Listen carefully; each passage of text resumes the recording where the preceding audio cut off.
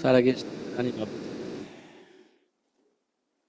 루디아의 마음을 여셨던 것처럼 지금 우리들의 마음을 열어 주옵소서.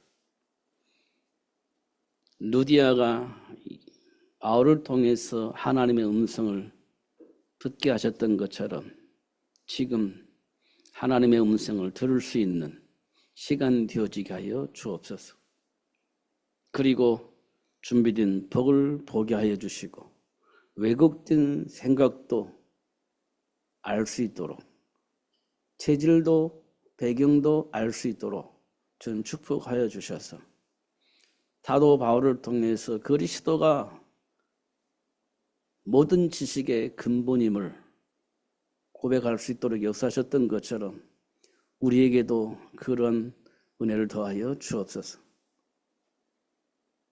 은혜를 입은 노아가 방주를 만들며 홍수를 대비했던 것처럼 하나님이 원하시는 세계 복음화를 위한 삶이 준비되어지게 하시고 결국 이 땅의 모든 사람들을 복되게 하는 복의 근원의 축복을 누릴 수 있도록 이 시간 역사하여 주옵소서. 모세를 통해서 출애굽이 될 수 있도록 역사하셨던 것처럼 지금 우리 다음 세대를 통해서 하나님이 원하시는 복이 전달되어지고 이 땅의 모든 사람을 살리는 축복의 사람이 될 수 있도록 역사하여 주옵소서. 체질대로 살지 않게 하시고 준비된 복을 누리며 살 수 있도록 이 시간 역사하여 주옵소서. 예수님 이름으로 기도하옵나이다. 아멘.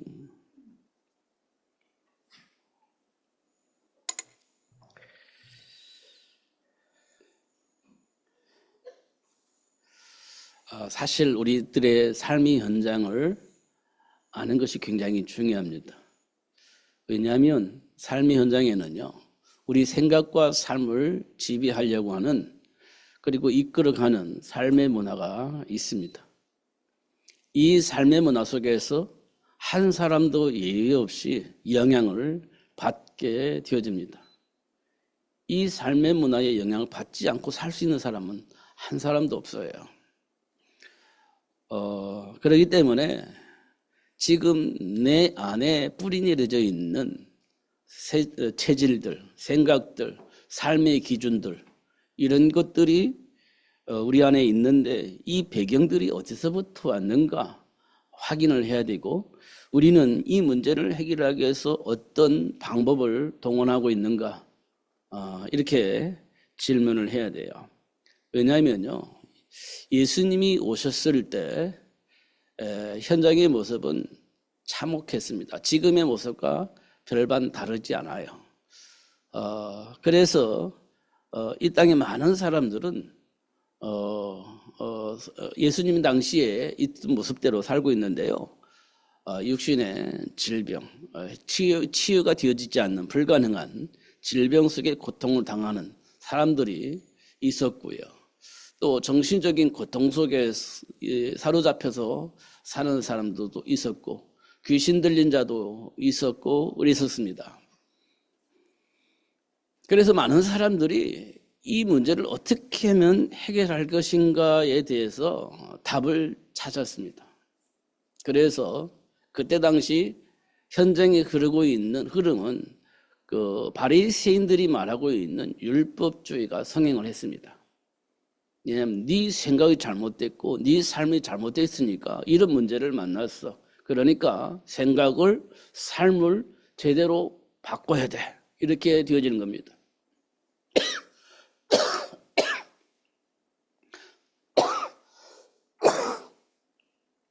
결국 문제는 네 생각이 문제야. 지금 네가 가지고 있는 삶이 문제야. 이렇게 접근을 하게 되어집니다. 왜냐하면 지금 내게 와 있는 문제의 원인이 뭔지를 모르겠어요. 그러니까 바리새인들이 하나님의 말씀을 보되 율법으로 해석을 하게 된 겁니다.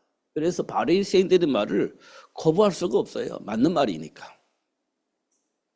맞는 말이니까 거부할 수가 없잖아요. 그래서 율법주의에 잡히게 되어진 겁니다. 그러면요, 육신적인 질병의 문제는 해결되나요? 해결되지 않습니다. 그럼 정신적인 문제는요, 해결되지 않습니다. 그러니까 사람들은 어디에 매달렸냐면요, 율법으로도 안 되고요. 안 되니까 점술에 묶이게 되어진 겁니다. 그래서 빌립보 지역에 귀신 들려 점하는 자에게 인생을 맡겨버린 겁니다. 사업을 맡겨버리는 겁니다. 그렇게 현장은 바뀌어가고 있었습니다. 잘 봐야 됩니다. 뭐가 문제인지를 우리가 봐야 돼요. 현장에 흐르고 있는 삶의 문제를 우리가 직시해야 됩니다. 예수님이 오셨을 때 현장의 모습은 그랬어요. 근데 거기에서 벗어날 수 있는 사람이 있었냐? 없었어요. 모든 사람이 그랬어요. 이런 모습들을 우리가 지금 우리 삶 속에서 보는 겁니다.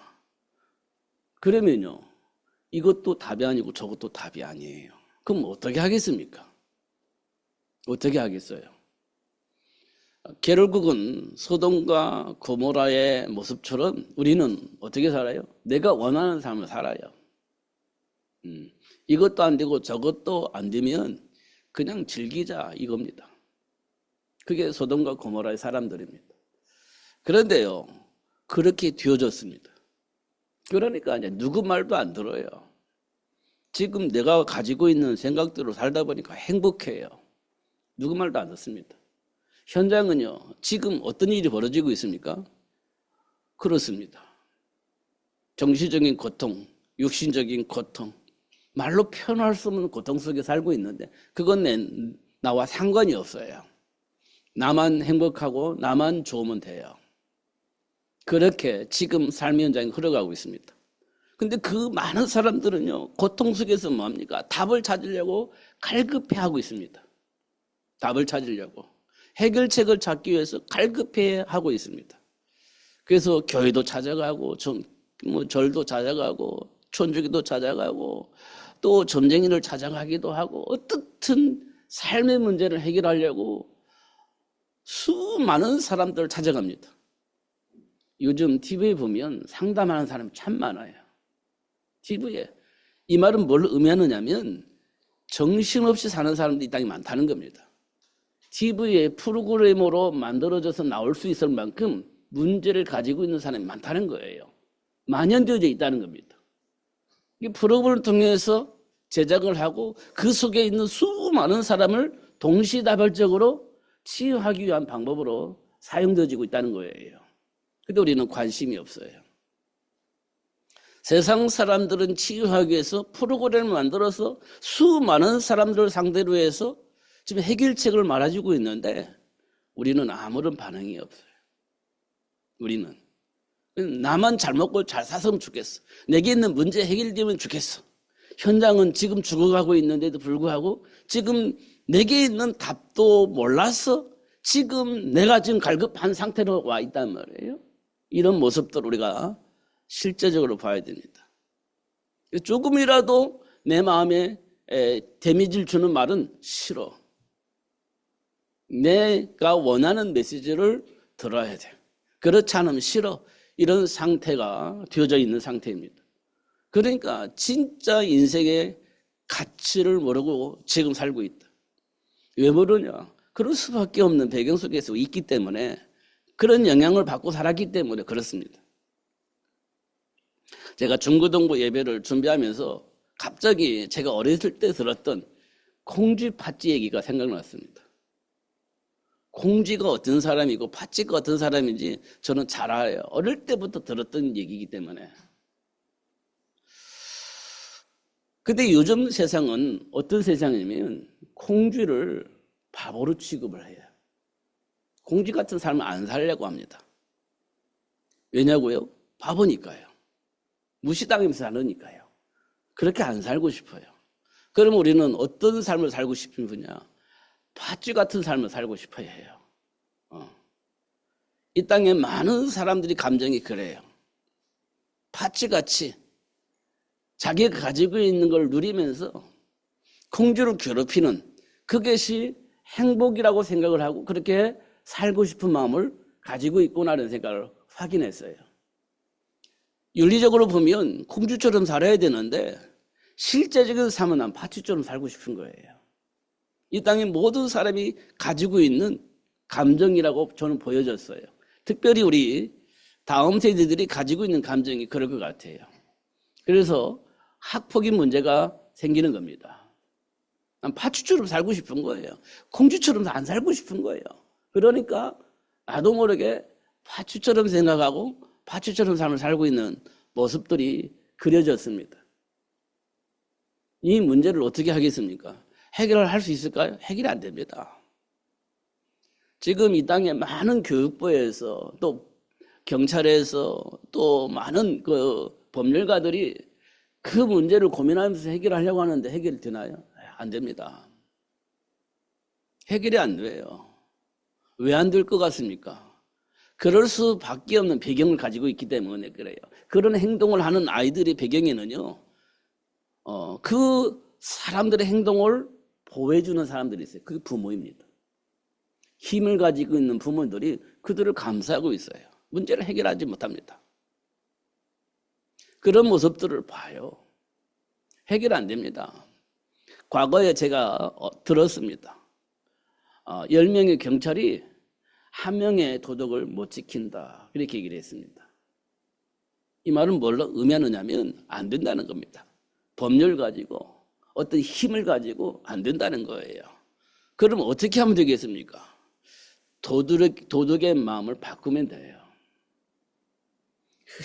그 상태의 배경을 알려줘서 돌이킬 수 있도록 하면 되는 거예요. 법률 가지고 되는 게 아닙니다. 권력 가지고 되는 게 아니에요.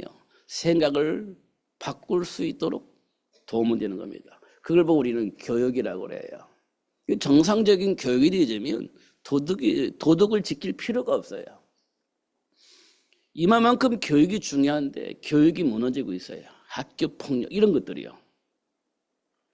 그럼 그들은 어디서 배웠을까요? 어른들을 통해서 배우는 겁니다. 삶의 문화를 통해서 배우는 거예요. 그럼 이걸 어떻게 해야죠? 방법이 없어요. 진짜 방법이 없는 겁니다. 그럼 이거를 우리가 알려줘야 되겠죠.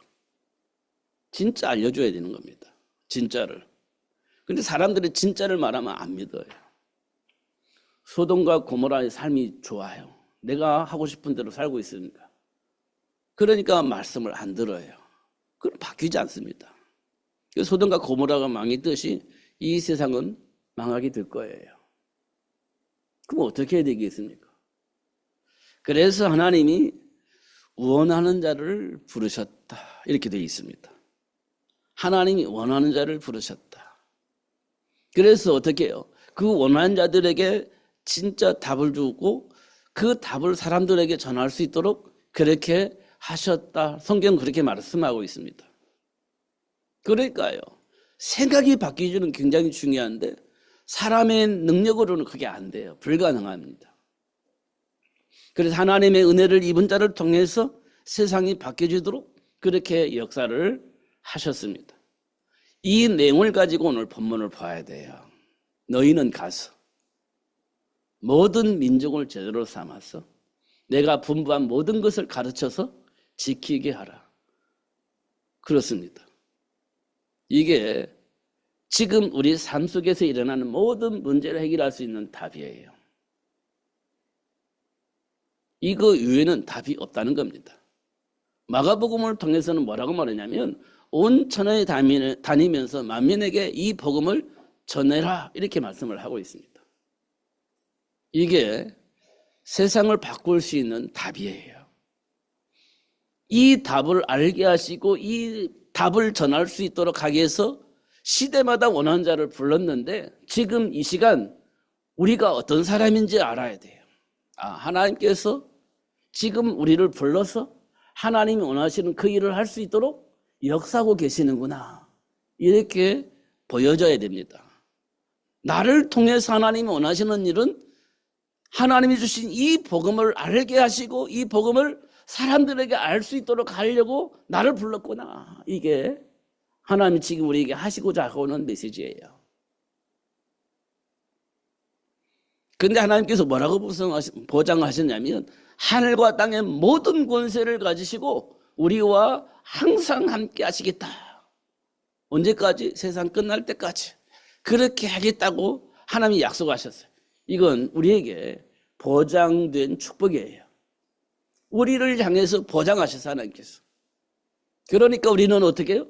음부의 권세가 이길 수가 없어요. 우리를 통해서 세상은 바뀌게 될 겁니다. 이것이 하나님의 역사예요. 이게 하나님 우리에게 주신 메시지예요. 이 말을 우리가 꼭 들어야 됩니다. 막연하게 나는 예수 믿는 사람이야.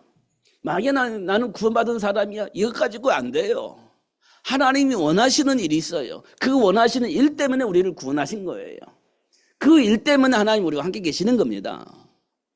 그런데 그거 상관없이 나는 구원받았고 하나님이 나와 함께 계시는 자야? 라고 해서 그게 무슨 의미가 있겠습니까? 하나님 원하시는 일이 분명히 있는데 그거 상관없이 나는 구원받았고 하나님 백성이야? 이게 무슨 의미가 있겠습니까? 이게 굉장히 중요한 일이에요. 다윗이 하나님과 함께함으로 어떤 일이 벌어졌습니까? 골리앗을 이기게 하셨어요. 살아계신 하나님이 어떤 분이신지 알 수 있도록 그렇게 하나님 역사하셨어요. 다니엘과 세 친구들이 하나님과 함께한 삶을 사는 사람이었습니다. 그런데요, 뭐 했습니까? 살아계신 하나님이 어떤 분이신지 바벨론에 있는 모든 사람에게 알릴 수 있도록 그렇게 하나님이 역사하셨어요. 하나님이 원하시는 일이 분명히 있어요. 구원받은 것이 중요한 게 아니에요. 하나님이 원하시는 그 일이 우리 삶 속에서 이루어져야 되는 겁니다. 다니엘과 세 친구를 통해서 우리에게 보여주셨어요. 그들은 뭐 했습니까? 하나님이 오늘 말씀하신 대로 내가 너에게 분부한 모든 것을 가르쳐 지키게 하라. 이 말은 자기들이 그 안에 있어야 그 사실들을 말해줄 수 있는 거죠. 가르쳐 지키게 하라. 이거는요, 삶의 열매를 통해서 보여주는 겁니다. 다윗을 통해서, 골리앗을 이긴 다윗을 통해서 보여주셨고, 사자굴 속에 살아남아서 나온 다니엘과 세 친구를 통해서 그 사실들을 보여주셨습니다. 그렇게 하고 하나님과 함께한 삶을 살 수 있도록 그렇게 역사하신 것을 확인할 수 있습니다. 근데 지금 우리는요, 문제의 원인도 모르고 답도 몰라요. 그냥 갈급해 있습니다. 해결책을 찾아서 갈급해 하면서 살고 있습니다. 원인도 모르고 답도 몰라요. 그냥 예수 안에서 해결되었으면 좋겠다. 내 문제 해결됐으면 좋겠다. 이 마음으로 우리가 살고 있는 겁니다. 이 마음으로 신앙생활을 하고 있는 거예요. 진짜는 몰라요. 그냥 갈급한 마음으로 해결책을 찾아서 신앙생활을 하고 있는 겁니다. 그래서 해결이 안 되면 떠나는 거죠. 이 땅에 많은 교회에서 일어나고 있는 현상입니다. 진짜를 모르고 있어요. 내가 누군지를 몰라요. 그러니까 내가 스트레스 받으면, 내가 원하는 답이 없으면 답을 찾아서 또 방황을 하는 거예요. 이 땅에 많은 기독교인들의 모습입니다. 성경은 분명히 얘기해 주고 있는데, 하나님은 분명히 말씀을 하고 있는데 이 말씀과 상관없어요. 내 생각대로, 내 감정대로 살고 있는, 신앙생활을 하고 있는 모습을 우리가 볼 수가 있습니다. 그래서 하나님께서는 우리에게 뭘 말씀을 하고 계시냐, 다시 우리가 말씀을 돌아가야 돼요. 혼돈하고 공허하고 흑암이 깊음이 있는 현장을 하나님께서 말씀을 하셨어요. 지금 우리 삶의 모습이 그래요. 뭐가 뭔지 잘 모르니까 혼돈한 겁니다. 그리고 열심히 최선을 다해서 노력했는데 결과가 안 나타나요. 그러니까 공허해지는 거예요. 그러면 우리가 뭘 선택을 하겠습니까? 흑암이 만든 삶의 문화 속에 깊이 빠져버리는 겁니다. 그게 쾌락의 삶입니다. 나 중심적인 삶을 살게 되어지는 겁니다. 그러면 어떻게 해요? 성경에 기록된 대로 속이고 속는 겁니다. 서로 속이고 서로 속는 상태에서 우리는 살고 있는 거예요. 누가 잘 속이냐, 누가 안 속을 것이냐, 이게 남아있어요. 근데 중요한 건 너도 속고 나도 속고, 너도 속이고 나도 속이는 삶을 살고 있는 겁니다. 이게 현실이에요. 그러니까요. 우리나라 같은 경우는 지금 투표 문제 때문에 올궁이라는 어떤 모임이 있잖아요. 근데 서로 속이고 서로 속는 거예요. 근데 거기서 총애를 외치면서 모여든 겁니다. 그러면서 세상이 바뀌어지기를 소원하고 있죠. 드러난데도 불구하고 사람들은 실수다, 단순 실수다 이렇게 치부를 합니다. 근데요, 사람들이 그래 실수야? 그렇게 넘어갑니다. 보니까 실수는 아니에요. 의도적인 겁니다. 제가 볼 때는. 근데 실수라고 넘어갑니다. 그래서 이번에 특검이 발의되잖아요. 근데 이것도 우리는요, 확실치 않아요. 왜냐? 못 믿는 겁니다. 사람들이 못 믿어요. 옛날 같으면 이렇게 박수 치면서 믿을 건데 요즘은 못 믿어요, 사람들이. 그래서 특검도 지켜보겠다 이런 수준이에요. 서로 못 믿는 겁니다. 왜냐? 그동안 많이 속았어요. 그래서 못 믿는다 이렇게 얘기를 합니다. 그러면요, 어떻게 살아요? 서로 못 믿는 겁니다. 서로 경계를 합니다. 그게 어떻게 행복이라고 말할 수 있겠어요? 그건 행복이 아니에요. 서로 못 믿는 거니까. 서로 믿을 만큼의 어떤 세계가 되어줘야 행복한 거예요. 그래서 서로 못 믿는다. 그럼 불행이 시작이 되어진 겁니다. 이 문제는 해결이 안 돼요. 누가 무슨 말 해도 안 믿는 거니까 해결이 안 되는 겁니다. 이만큼 우리는요, 불신의 뿌리가 깊이 내려져 있습니다.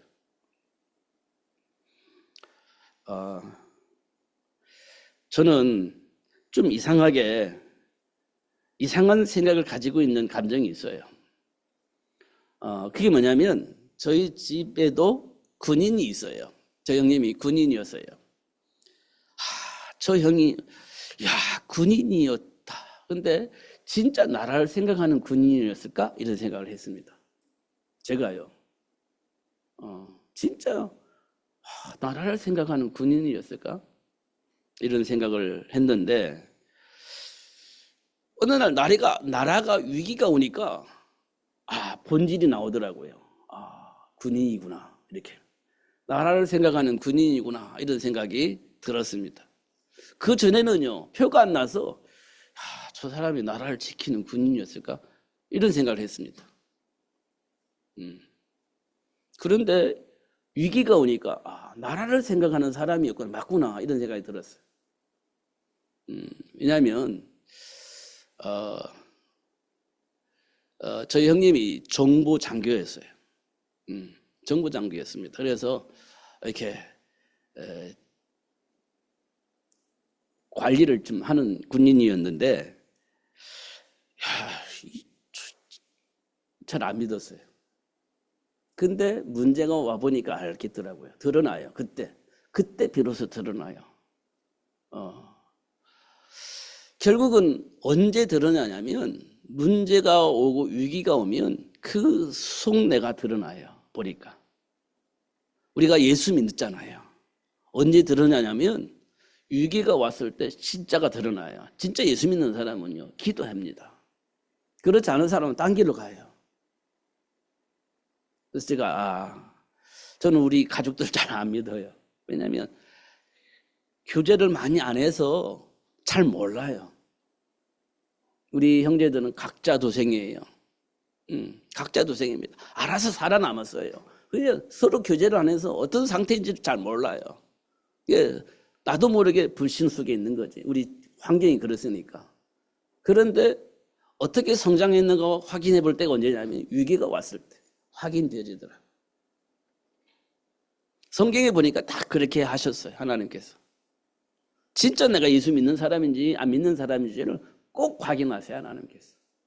문제를 통해서, 위기를 통해서 지금 우리 상태가 어떤 상태인지를 확인할 수 있도록 그렇게 역사를 하셨어요. 혼돈과 공허와 흑암의 연장 속에 우리 상태가 그랬습니다. 그런 우리에게 언약을 주셨죠. 그 안에서 분별할 수 있도록, 그 안에서 선택할 수 있도록 그렇게 역사하신 것을 확인할 수 있습니다. 문제를 주시고 그 안에서 해석을 하는지 그 안에서 선택하는지를 확인을 하시는 겁니다. 그리고 돌이켜서 그 준비된 복을 보게 하시고 누릴 수 있도록 그렇게 역사하신 겁니다. 그래서 성경을 언약의 책 이렇게 얘기를 하는 겁니다. 옛날 언약, 새 언약, 이걸 구약, 신약 이렇게 얘기를 하는 거예요. 옛날 언약은 내가 너를 위해서 여자의 후손을 보내주시겠다는 약속이고요. 신약은 뭡니까? 내가 너와 함께 현장에 있는 모든 사람들에게 이 복음을 전할 수 있도록 역사하겠다고 한 약속이에요. 그 안에서 성경을 봐야 돼요. 그 안에서 나를 보는 것이 굉장히 중요합니다. 그래야 올바른 분별이 되고 올바른 선택을 할 수 있게 되어지는 겁니다. 예수님께서 부활하신 이후에 제자들에게 하신 말씀이 오늘 얘기예요. 너희는 가서 모든 민족을 제자로 삼아라 이렇게 얘기를 한 거예요. 그리고 내가 분부한 모든 것을 가르쳐 지키게 하라 이렇게 얘기를 한 거예요. 우리가 어떻게 감당이 되겠어요? 근데 예수님께서 마지막에 하신 말씀이 하늘과 땅의 모든 권세를 가지고 있는 내가 너희들과 항상 함께 할 것이다. 세상 끝날 때까지 항상 함께 할 것이다. 그렇게 말씀을 하셨어요. 여호수아에게 하나님께서 가나안 정복을 위해서 보내실 때 하신 말씀이에요. 너는 담대하라. 두려워하지 말아라. 내가 너와 함께 할 것이다. 네가 밟는 땅은 다 너에게 주었다. 이미 주었다. 이렇게 약속을 했어요. 그게 하나님의 약속의 말씀이에요. 그 말씀 가지고 여호수아가 가나안 땅에 들어간 거예요. 여호수아는요 가나안 땅을 정탐을 했잖아요. 가나안 땅이 어떤 환경인지 너무 잘 알잖아요. 두려운 거예요. 염려가 되어지는 겁니다. 과연 할 수 있을까? 이런 생각이 드는 겁니다. 이때 하나님께서 여호수아에게 주신 말씀이에요. 두려워하지 말아라. 염려하지 말아라. 네가 밟는 땅은 다 내가 이미 너에게 주었다. 이렇게 말씀을 하신 것을 우리가 확인할 수 있습니다. 하나님께서 우리에게 예수님을 통해서 주신 메시지가 뭐냐면 음부의 권세가 이길 수 없어 너를. 왜냐? 내가 너와 함께 하니까. 이렇게 말씀하시면서 모든 민족을 제자로 삼아라. 이렇게 말씀하신 것을 확인할 수 있습니다. 지금 우리가 삶 속에서 봐야 할 것은 하나님의 계획과 현장에 준비된 복을 발견하는 겁니다. 그리고 그 복을 누리는 겁니다. 그러려면 분별할 수 있는 지혜가 필요하고요. 선택할 수 있는 용기가 우리에게 필요해요. 그걸 보고 우리는 믿음이라고 얘기를 합니다. 에덴 동산에부터 시작됐어요. 선악을 알게 한 나무 열매를 먹고 난 이후에 예수님께서 하나님께서 오셨어요. 내가 너를 위해서 여자의 후손을 보내주겠다. 이렇게 약속을 한 겁니다. 선악과 먹은 상태에 있는 아담과 하와에게 오셔서 내가 그 문제를 해결할 수 있는 여자의 후손을 보내주겠다.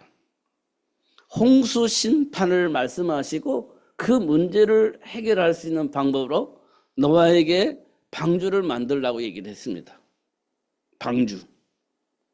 그런데 사람들은 그 말을 안 들었습니다. 그런데 노아가 그 말을 듣고 방주를 만들었어요. 이걸 보고 하나님의 은혜다 이렇게 표현했습니다. 하나님의 은혜다. 여러분 잘 들어야 됩니다. 진짜로 잘 들어야 돼요. 왜냐하면 지금 우리 삶 속에서는요 선악과 사건들이 수없이 일어납니다. 우는 사자처럼 삼킬줄 잡고 있는 사탄이요 세상 문화를 통해서 계속 유혹합니다. 선악과 사건이 일어나요.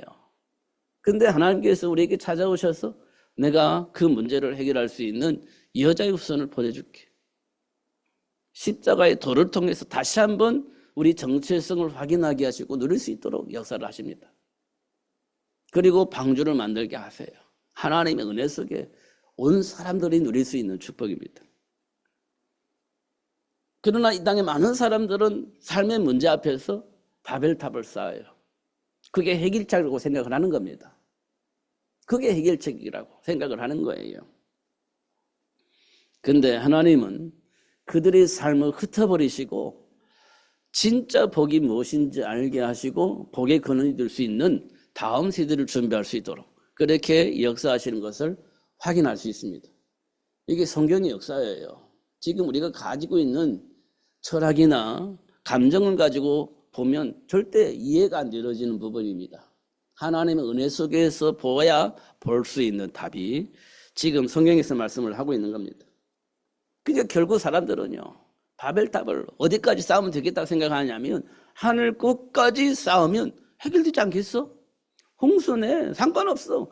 탑이 하늘까지 쌓는데 홍수가 난데 무슨 상관이 있어? 이렇게 생각을 하는 겁니다. 지금 우리 안에 무의식 속에는 그게 있는 거예요. 노력을 해서 최선을 다해서 뭔가 만들어내면 되지 않겠어? 이렇게. 근데 그게 안 돼요. 흩어져 버립니다. 하나님이 흩어버리십니다. 완성이 안 되게 만듭니다. 그리고 사람들끼리 서로 문제 속에 갈등 속에 막 방황하다가 결국 삶의 어떤 철학을 만들어냅니다. 삶의 기준을 만들어내요. 연구해서 만들어내는 겁니다. 그러니까 너 자신을 알아라. 뭐 이런 얘기도 하고 얘기합니다. 문제는 너야. 이렇게 얘기를 하면서 자꾸 뭔가 삶의 철학을 만들어내는 겁니다. 그게 잘못됐다고 말하냐? 잘못됐다고 말하잖아요. 사도 바울은 뭐라고 표현하냐면 맞아. 그러나 그거는 초등학문에 불과해. 진짜 문제를 해결할 수 있는 답은 못 돼. 이렇게 얘기를 하고 있는 겁니다. 진짜 답은 그리스도를 아는 거야 라고 얘기를 하고 있는 겁니다. 나머지는 틀린 말은 아니지만 진짜 삶의 문제를 해결할 수 있는 답은 되지 못한다. 이 얘기를 하고 있는 겁니다. 그 사람들은 그럼 결국 뭐 합니까? 안 되기 때문에 우상 만들어내는 겁니다. 안 되기 때문에 우상 만들어요. 안 되기 때문에 찾아가는 겁니다. 그게 이 땅에 많은 사람들이 점쟁이를 찾아가는 이유, 점을 보는 이유, 우상에게 절하는 이유, 그런 이유가 뭡니까? 인간의 방법으로 안 되기 때문에 어떤 절대자에게 맡기는 겁니다. 그게 우상숭배하는 거예요. 이 말을 우리가 알아듣지 못합니다. 제가 어릴 때 제사 문제 때문에 우리나라에 많은 기독교인들이 갈등하고 있었습니다. 제가 어릴 때. 제사 문제는 우리 나라의 고유 전통이라고 생각을 하기 때문에 예수 믿는 사람들이요, 그 제사 문제 때문에 갈등했습니다. 어떤 사람은 이 전통인데 이거 지켜야지. 조상 없이 우리가 어떻게 존재하느냐 이런 생각을 하게 되는 겁니다. 그래서 말씀을 거부했어요. 그 제사 지내는 겁니다. 그런데 성경에 보면 이방인의 제사는 귀신에게 하는 것이다라고 생각하니까 그거는 우상숭배라고 생각을 하면서 거부를 하는 겁니다. 그래서 가정에서 많은 불화가 생겼어요. 진짜 불화가 생겼습니다. 예수 믿는 사람과 전통이라는 사람들끼리 모여가지고 서로 불화가 생긴 거예요. 그래서 가정 불화가 생긴 거예요. 교회가 가정 불화를 일으키는 단체로 전락이 되어져 버린 겁니다.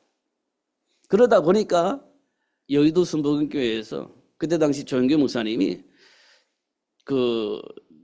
제사는 우상숭배 아니야. 해도 괜찮아. 이렇게 말해버렸습니다. 그러니까 기독교 전체에서 조영교 목사님을 이단으로 정죄를 했죠. 말이 안 되는 거예요. 성경에는 그렇게 돼 있지 않다. 그러니까 이 사람이 깜짝 놀라가지고 철회를 하고 이단에서 이렇게 풀렸습니다. 이만큼 심각한 문제가 있었어요. 이 땅에.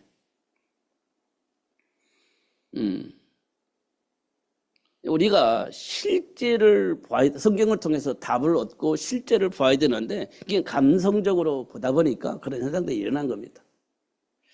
그러니까 우리가 하나님의 말씀을 통해서 답을 얻는 자가 하나님을 믿는 자예요. 그렇지 않으면 그냥 하나의 종교로 사는 거죠. 이렇게 세상은 돌아가고 있습니다. 지금도 별반 변화가 없어요. 지금도. 그래서 하나님이 원한 자를 부르셨다. 이 말은 굉장히 중요한 말이에요. 하나님이 아브라함을 복의 근원으로 불렀잖아요. 복의 근원이 되어질 수 있도록 역사하셨어. 베드로를 사람 낚는 어부로 부르셨잖아요. 그리고 진짜 사람을 낚는 어부가 되어질 수 있도록 역사하셨어요.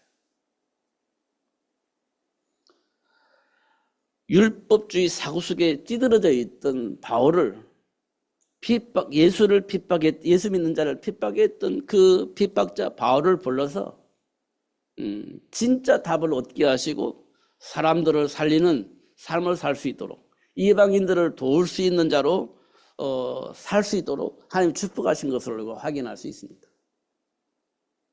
하나님이 원하는 자를 불러서 그렇게 역사를 하셨어요. 지금도 세상은요, 말로 표현할 수 없는 혼돈 속에 있습니다. 뭐가 뭔지 잘 알 수 없는 그런 상황이 생겼습니다. 삶의 철학으로, 이념으로 모든 사람의 생각과 삶을 완전히 지배하고 있습니다. 하나님의 말씀은요, 온데간데 없습니다. 그런 상황 속에 지금 계속 충돌이 일어나고 있습니다. 이때 하나님께서 원하는 자를 불러서 복음을 알게 하시고 하나님이 원하는 자를 불러서 하나님의 계획을 알게 하시고 그 안에 준비된 복을 누릴 수 있도록 역사하십니다. 그 사람들을 통해서 세상은 바뀔 거예요. 분명히 그렇습니다. 이 현장을 보면서 오늘 본문을 보셔야 돼요. 너희는 가서 모든 민족을 제자로 삼아라. 현장의 사람들을 볼 때마다 그들은 어떤 생각 속에 살고 있는가, 어떤 배경 속에 살고 있는가 우리는요 봐야 돼요.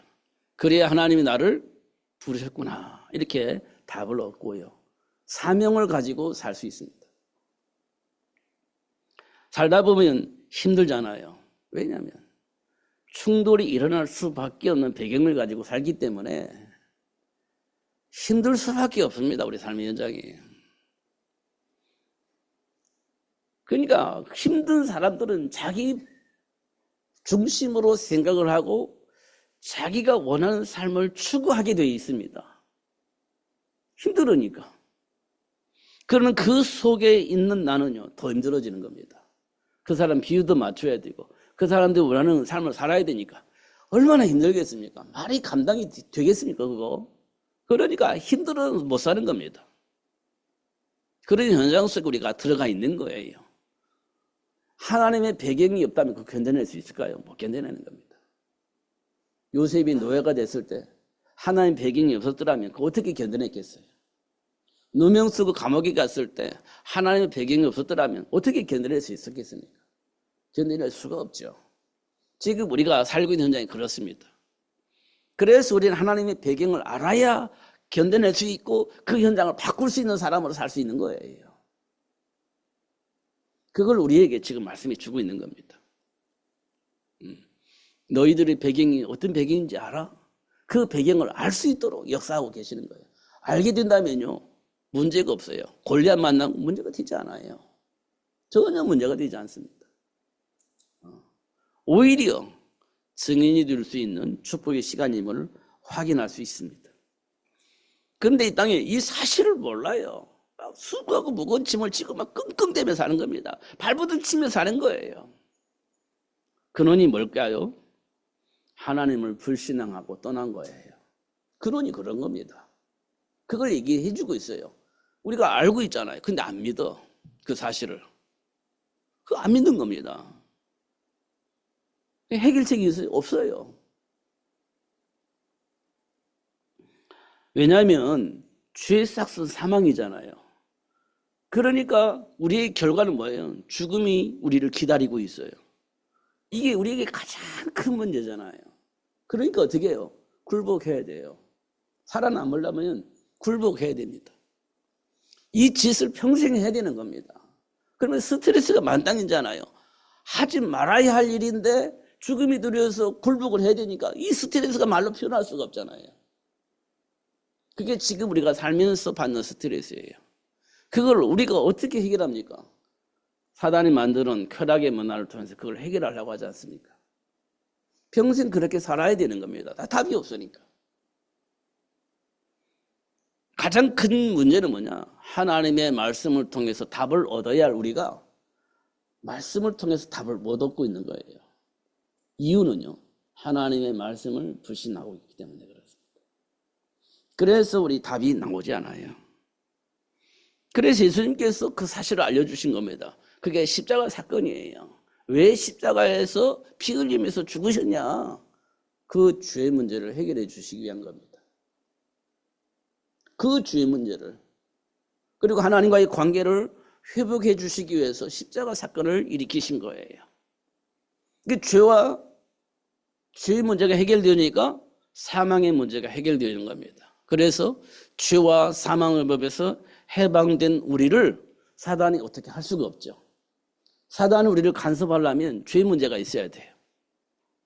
그래야 우리를 간섭을 해요. 근데 그 죄 문제를 십자가에서 끝내버렸어. 사단이 우리를 간섭할 수 있는 통로가 없어져 버린 겁니다. 그래서 사단의 올무에 묶인 우리가 해방이 되어지는 겁니다. 그게 십자가 사건이에요. 사람들은 미련하게 보이지만 믿는 자들에게는 하나님의 능력이라 이렇게 표현을 했습니다. 우리가 수고하고 무거운 짐을 질 수밖에 없는 근본적인 원인은 뭐냐? 하나님의 말씀을 불신앙하는 것부터 시작되어진 겁니다. 그 문제를 우리 스스로 해결할 수가 없기 때문에 하나님이 직접 오셔서 그 문제를 해결해 주신 겁니다. 그게 십자가 사건이고 부활의 사건이에요. 그러면서 우리는 해방이 되어지는 겁니다. 그러면서 내게 능력 주시는 자 안에서 모든 것을 할 수 있음을 고백을 하게 되어집니다. 그런데요, 이걸로 끝나는 게 아니에요. 세계를 복음화하기 위해서 하나님이 역사하시기 때문에 매 순간순간 하나님의 역사도 있지만 그 일을 왜곡시키고 그걸 믿지 못하게 하고 다른 걸 선택할 수 있도록 하는 사단이 계속 공격을 하는 겁니다. 그게 삶의 문화입니다. 계속 공격해요. 이때 우리가 뭘 해야 되겠습니까? 그리스도로 해결을 하면 좋겠죠. 근데 그게 쉽지 않아요. 현실 문제니까. 기금 만난 아브라함도 현실 문제 앞에서 다른 걸 선택을 하잖아요. 베드로도 예수님의 수제자로까지 성장을 했는데 위기가 오니까 다른 걸 선택하지 않습니까? 그럴 수밖에 없는 배경을 가지고 있기 때문에 하나님이 우리에게 주신 메시지예요. 기도해라는 거예요. 기도해라. 그러면 예수님께서 응답하시겠다. 가르쳐 주겠다. 생각나게 하겠다. 이렇게 말씀을 하신 겁니다. 우리가 기도가 굉장히 중요한 겁니다. 그냥 도와주세요 이런 게 아니라 진짜 하나님께 기도하는 거예요. 하나님이 알려주신대요. 가르쳐 주신대요. 이렇게 말씀을 하고 있는 겁니다. 그러니까 우리가 나의 정체성을 누리려면 기도가 빠지면 안 되는 거예요. 기도가.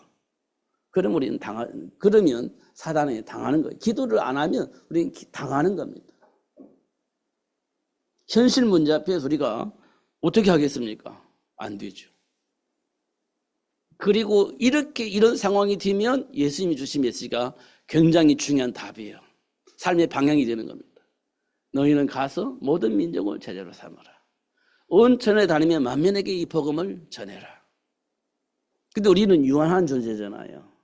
그러니까 네가 죽기 전에 이 축복을 다음 세대들에게 전달해서 다음 세대들에게 이 축복을 누릴 수 있게 하시고 세계를 복음할 수 있는 주역으로 삼아라. 이렇게 얘기를 하고 계시는 겁니다. 그래서 하나님께서 남자와 여자를 창조하시고 그 축복을 누릴 수 있도록 바톤을 전달할 수 있는 생육의 복을 허락을 하신 겁니다. 단순히 우리 가문을 이웃는 잔손이 아니라 하나님이 원하는 그 축복을 누릴 수 있는, 내가 알고 있는 이 축복을 다음 세대들에게 전달해서 다음 세대들이 이 복을 누릴 수 있도록, 그래서 세상을 바꿀 수 있도록 하기 위해서 하나님께서 우리에게 생명의 복을 주신 겁니다. 이 비밀을 우리가 잘 봐야 돼요. 그래야 세상이 바뀝니다. 이 세상을 바뀌는 거예요. 이게 하나님이 우리를 위해서 준비하신 축복의 삶이에요. 다른 게 있는 게 아니에요. 하나님이 원하시는 삶이 있어요. 그걸 알고 누리면 세상이 바뀌는 겁니다. 근데요, 하나님을 아는 자에게 누구도 간섭할 수가 없어요. 방해할 수가 없어요. 하나님 역사하시니까. 그게 출애굽 사건이고 가나안 정복 사건이에요. 누구도 막을 수가 없어요. 하나님이 함께 계시니까. 하나님이 함께함으로 요셉이 형통한 자가 되잖아요. 방해할 수가 없어요. 이 사실들을 우리가 아는 것이 굉장히 중요합니다. 예수님이 3년의 공생애를 할 때 삶 현장의 모습입니다. 율법주의, 신비주의. 그런데 문제가 해결되지 않아서 정신적인 고통, 육신적인 고통, 그렇게 고통당하고 있는 사람들의 모습을 보셨어요. 찾아가셨습니다. 그리고 그 문제들을 해결해 주셨어요. 예수님께서. 지금 우리에게도 동일하게 역사하고 계십니다. 다시 한번 확인하시고 과거에 속지 마시고 지금 우리에게 와 있는 그 복을 확인하시고 누리면서 승리하시는 여러분 되시기를 예수님의 이름으로 축복합니다. 기도하겠습니다. 살아계신 하나님 아버지 감사합니다. 오늘 또 최고의 복을 주셔서 감사하고 알게 해주셔서 감사합니다. 어떻든 놓치지 않고 누릴 수 있도록 성령으로 역사하여 주옵소서. 예수님 이름으로 기도하옵나이다. 아멘.